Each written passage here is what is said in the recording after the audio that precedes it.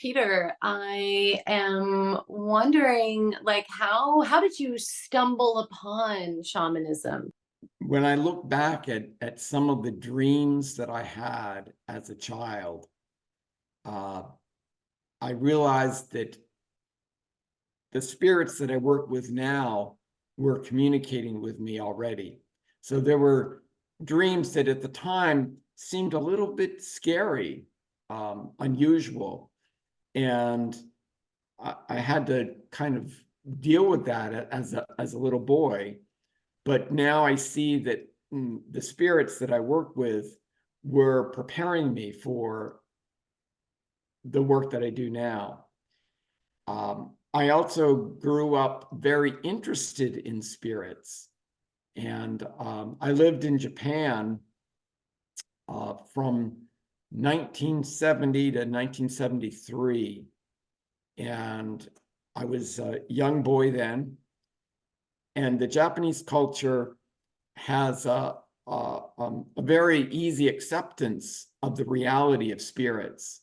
So Shintoism is one of the native spiritual practices of Japan. And Shintoism focuses on nature spirits, the spirits of trees, the spirits of weather, the spirits of the earth and the atmosphere. Shintoism also focuses on the spirits of our ancestors.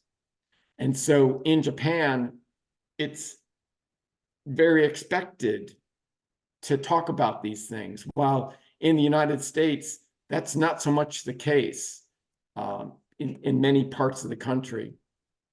So to grow up in Japan for those 2.5 years that I was there, I was ages 9, 10, and 11, was to be exposed to a culture that accepted spirits. Then later on, when I was a teenager, I was quite intrigued by a book that I read, The Magic of Findhorn. And that book, again, deals with nature spirits and with spirits from beyond kind of ordinary reality, the Devic spirits that one might think of almost like architects, while the nature spirits are the builders.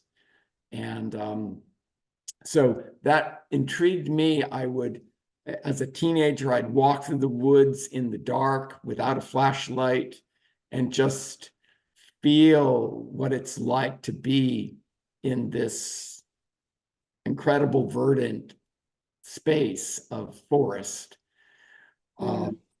I grew up loving to be outside. I would go up and I'd talk to trees, or I would just sit down on the ground and whisper to the earth.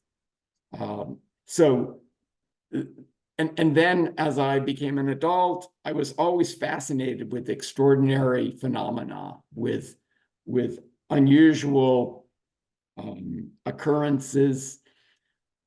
I was always reading about kind of fringe types things, like you're not really sure, did this happen or not, but let's investigate it. And I come across all of this as a scientist, in the sense that I'm interested in reproducibility. Is this something that other people can experience too? And do we experience similar things? So I bring all of that to my shamanic practice. But in the year 2001, I was reading a book by Dr. Emoto, Messages from the Water. And that book is about the fact that there's consciousness, there's awareness in water that responds to humanity, that responds to our feelings, to our prayers, to our thoughts.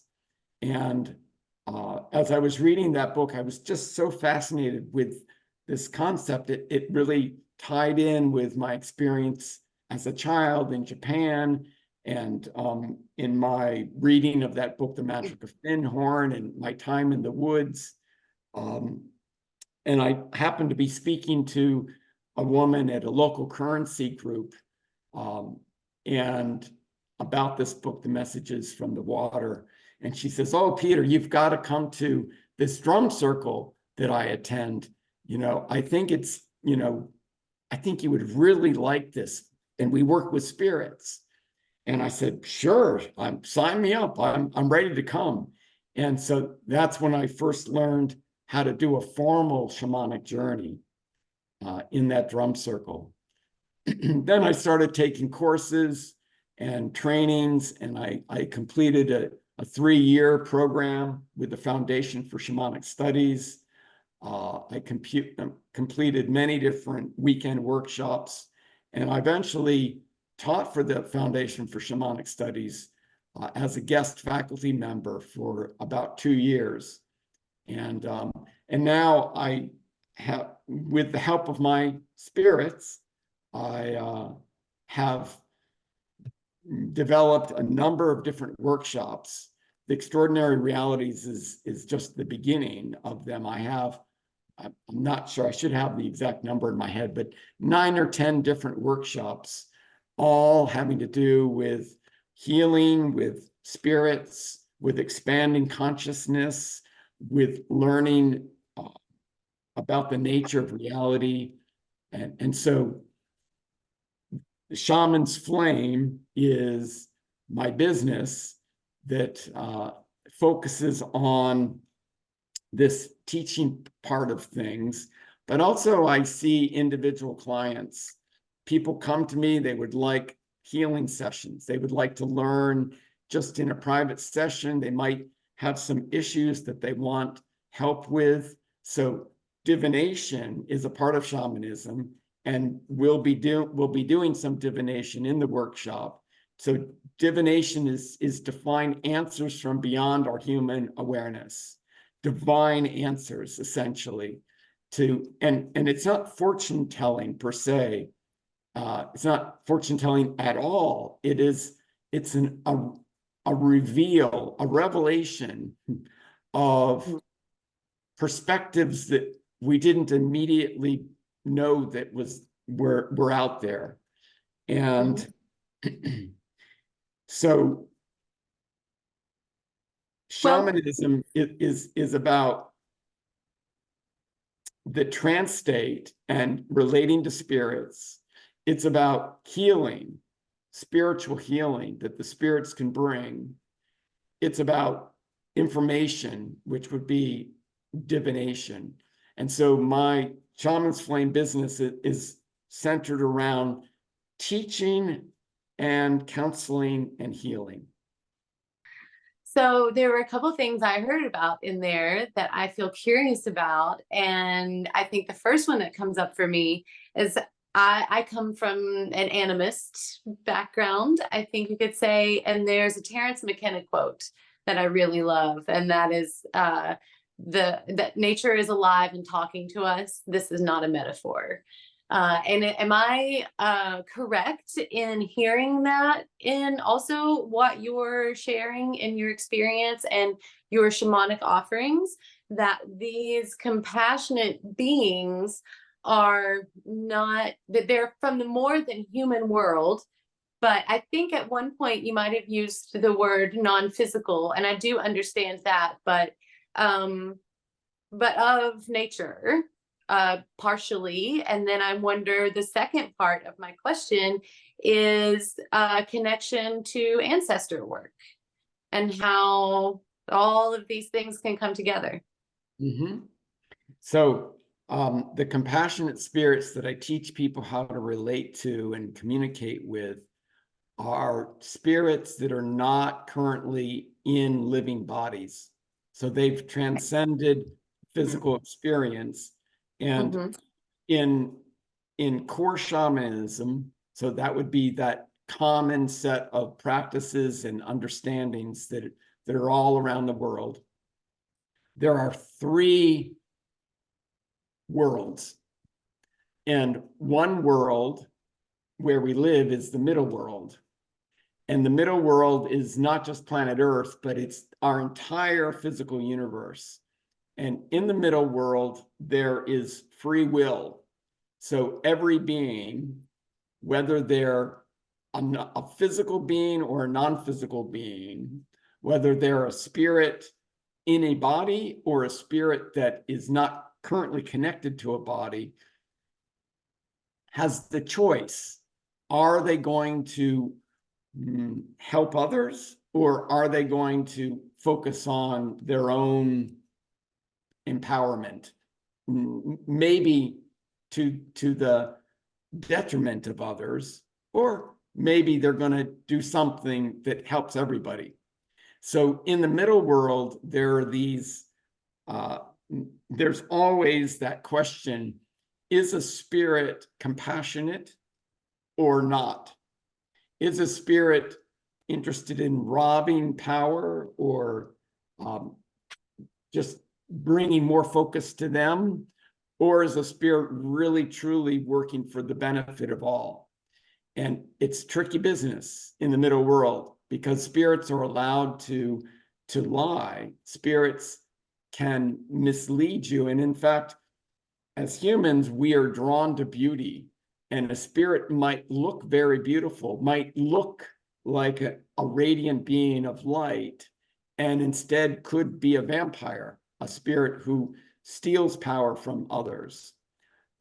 So I teach people how to go to the other two worlds.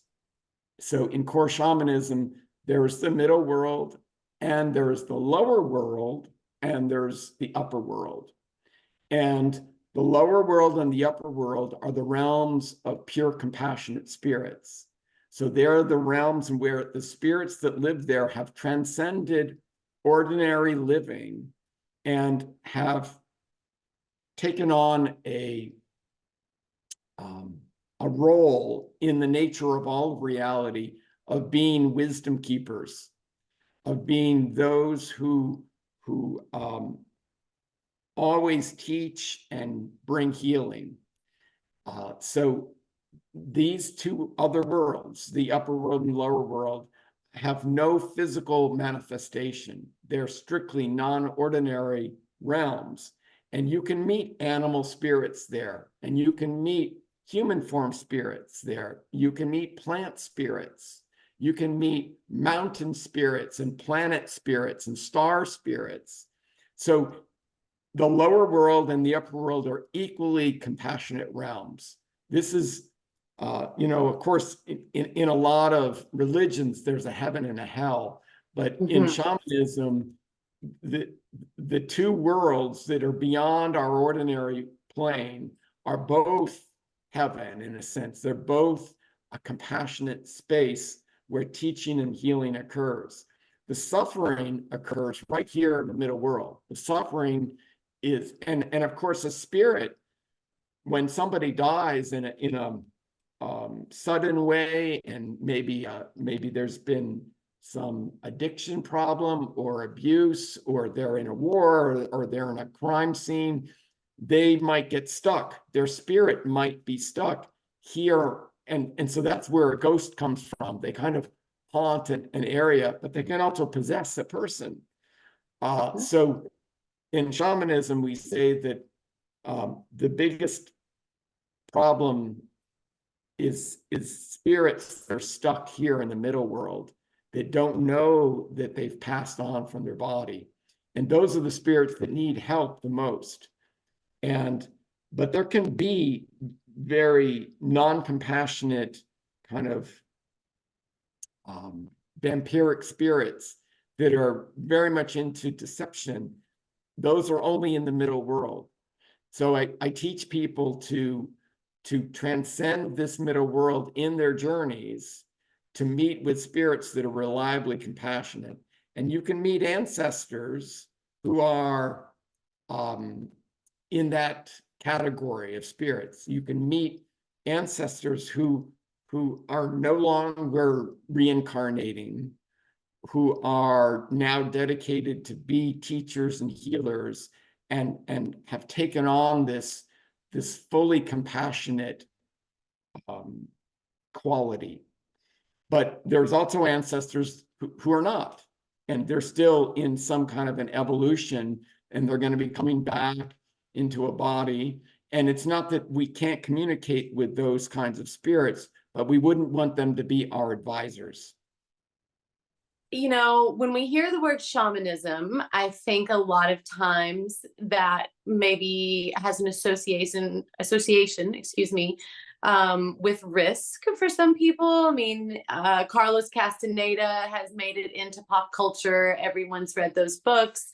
And you've been talking about the realms and of the compassionate, like benign or benevolent spirits. And how, yeah, how can people feel safe? And what parameters or skills or tools do you have in that way? For people who this might be feel a little edgy for them and maybe a little scary, and that you can just like guarantee it's only benign spirits. That they're safe in their shamanic journeying, right? Yeah.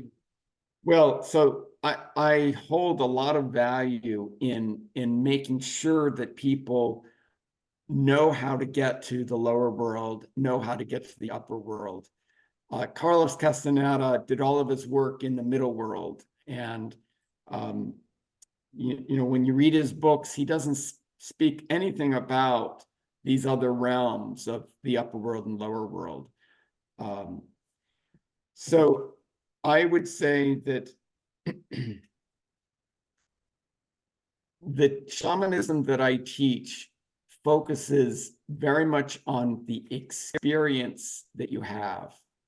And what shamans have found through experience over tens of thousands of years, and there's evidence of shamanism going back 40,000 years ago, 50,000, could be even longer.